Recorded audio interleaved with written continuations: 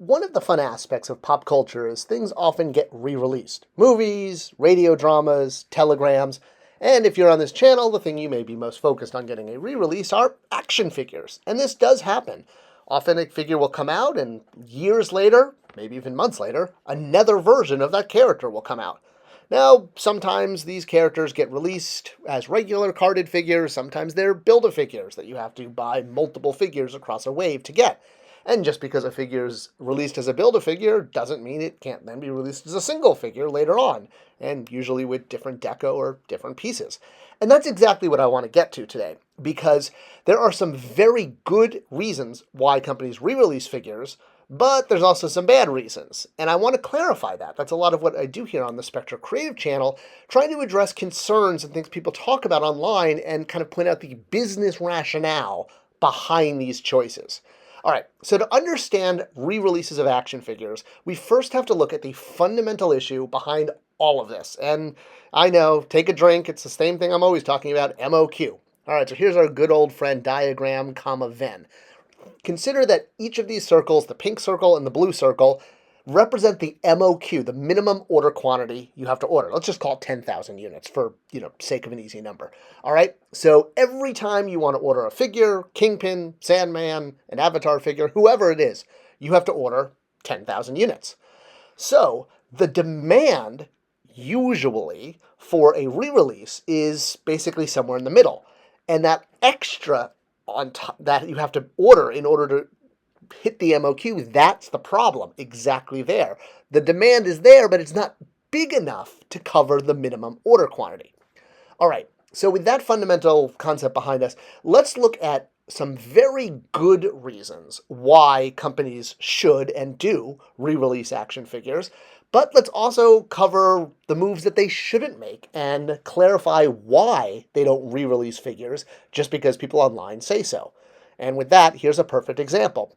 A quick YouTube search of something like the Vintage Collection number 23 Luke Skywalker will show you that he's trading for between $100 and $200, right? Okay, so a lot of people use these examples to say, look at the aftermarket price on these figures. That means there's huge demand. Companies, get back into that vendor. Start, rerunning this figure right now. Well, this isn't really a good marker of how things are. This is exactly like that Venn diagram, where the actual demand is smaller and it's offset by the fact that the internet makes people louder than they are numerous. It only takes a few people to post over and over again, but then when you take a step back and realize how many people there are in total, well, the adult collector crowd is a lot smaller than we like to talk about. And that's the reason why the demand winds up being lower than it's perceived online, because you get a few people saying things very loudly.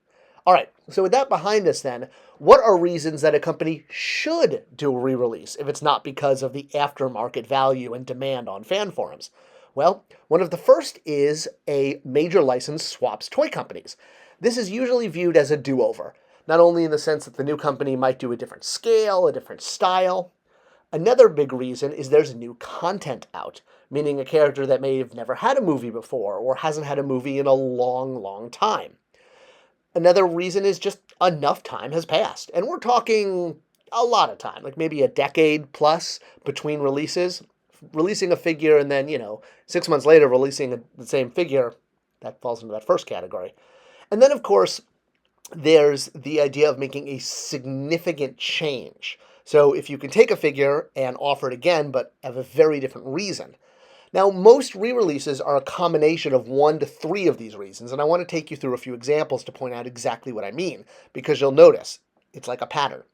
So I first talked about when a license switches companies. Recently, McFarlane took over for Mattel for the DC license, and one of the things they put out was a Batman 1966 line. And their Batman 1966 line is pretty darn close to what Mattel put out when Mattel had the rights to put out a Mattel 1966 Batman line. Everything from Batmobiles to characters and variants of characters. You can see a lot of similarity, and if you even put them side by side, it's a little difficult sometimes to tell which company made which figure. And a great example, look at this variant of the Joker, Surf's Up Joker from Mattel. There you go. And Surf's Up Joker from McFarlane. Even the packaging is very similar, although I have to say I think Mattel did better packaging. Not that I'm biased or anything. The point being is, outside of those little ouch blips that he comes with, it's the exact same toy. But because it's a new company, you get a do-over. All right, let's look at another example. So Moon Knight. This was the modern version of Moon Knight that came out a few years ago. And here's the exact same figure with no changes, except no Build-A-Figure piece and now a closed box, being re-released for fan channels. Literally the same figure. Now, a big reason? Content. Moon Knight now has a TV show, and if you haven't seen it, you really should, because it's awesome. I mean, it doesn't have Madison with 2 S's and a Y, but not where you think, but it does have, Moon Knight, and Moon Knight's awesome. Anything Egypt is awesome. Anything with the moon is awesome.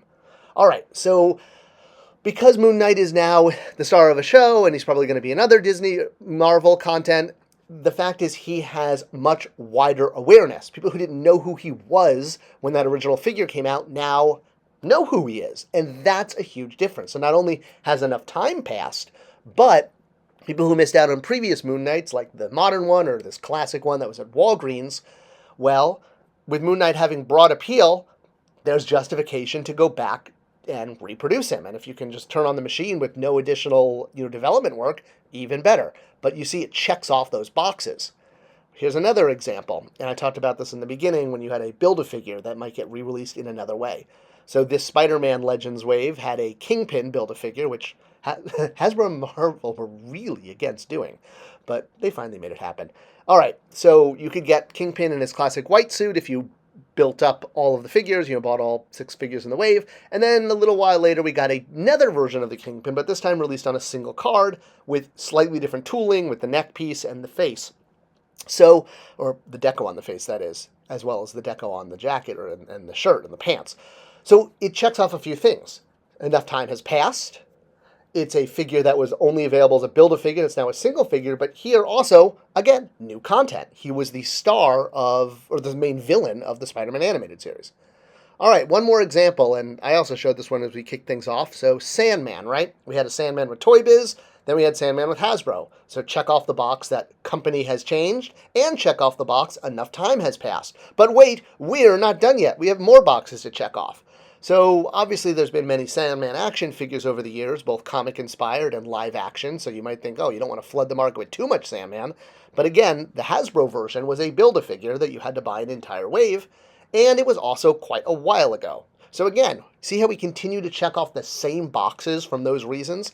Companies switching over from Toy Biz to Hasbro, available first as a Build-A-Figure, and now in a different way as a single figure. So here they are releasing Sandman without, or as a non-Build-A-Figure on a basic card, but he's also, again, significantly different. He is smaller, he's more in scale with a regular 6-inch figure as opposed to the Build-A-Figure.